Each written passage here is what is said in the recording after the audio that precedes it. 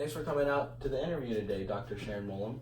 We are very excited to learn about your book, Survival of the Sickest. Of course.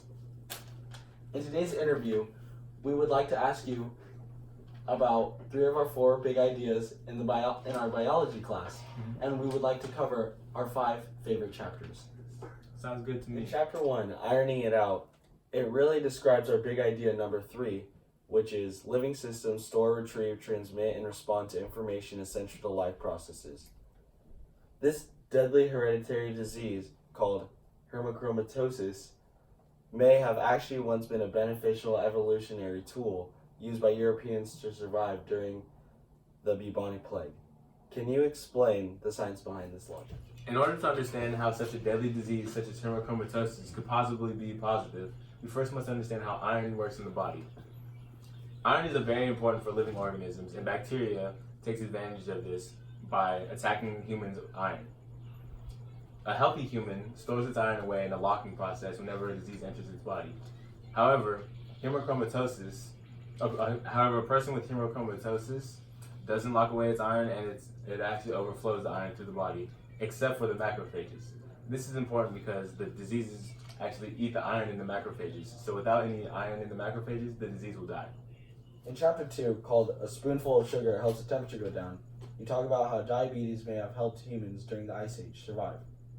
How could a disease such as diabetes possibly be a benefit to the survival of the humans? Well, diabetes is a disease which causes the amount of glucose in your body to have an excess amount. Diabetes is harmful in today's society because of how much sugary substances that we eat on our daily diets. But on the contrary, 1,000 years ago, diabetes could have been a beneficial evolutionary tool. This is because the excess amount of sugar in the blood causes the human body to freeze less, and during an ice age, this could be very beneficial. In chapter 3, the cholesterol also rises. We found that this chapter spoke greatly to one of the big ideas that we found in our biology class, which is biological systems interact, and these systems and their interactions possess complex properties. In chapter 3, you spoke a lot about how vitamin D has an effect on one's skin tone and cholesterol in someone's body. Can you make the connection between one's skin tone, cholesterol levels, and vitamin D? Well, the relationship between these 3 components is that the sun is used to convert our cholesterol into vitamin D, which is crucial for the human body. For people who have a vitamin D deficiency, they need to burn more cholesterol, and they can do this by using tanning beds to get the extra heat. For people with darker skin, on the other hand, it is difficult for them to get as much vitamin D as their dark skin protects them from ultraviolet light. There's also a benefit to having darker skin though, as ultraviolet light hurts folate in the skin. So while the darker skin protects the folate, the body cannot perform their task to produce vitamin D as easily. In the book Survival of the Sickest, we have also found Big Idea 1, which is the process of evolution drives the diversity and unity of life, to be very prominent throughout the book.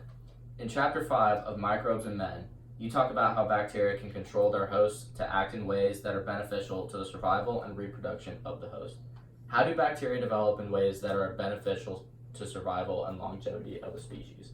Well, one example of an organism that evolves for its survival is bacteria, and this is shown where in the early 1900s, penicillin was first discovered by scientists to combat bacteria, and just 20 years later, actually only 14 years later, the first cases of penicillin-resistant bacteria started to come up.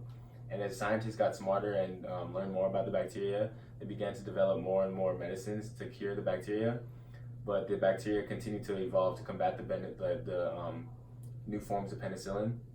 And over time, to this day, bacteria is still becoming penicillin-resistant, and it is actually evolving faster than the medicine.